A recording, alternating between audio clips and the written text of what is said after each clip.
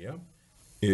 Jeg har lagt mærke til, at der er nogle elever, som har svært ved at genkende tallene, så derfor så må de gerne øve sig hjemme i bare sådan at skrive 1, 2, 3, 4, 5, 6, 7, 8, 9, 10, og så sige tallene højt, og så skrive 0 bagved, sige 10, 20, 30, 40, 50, 60, 70, 80, 90, 100, og så skrive det sådan en 4-5 gange, hvor de siger tallene højt hver gang, så de vender sig til at genkende, hvordan tallene ser ud, sådan så at når de så skal vide, hvordan 24 ser ud, så ved de, at de skal lede noget med 2 0, og så et 4-tal bag, i stedet for 0. Ikke?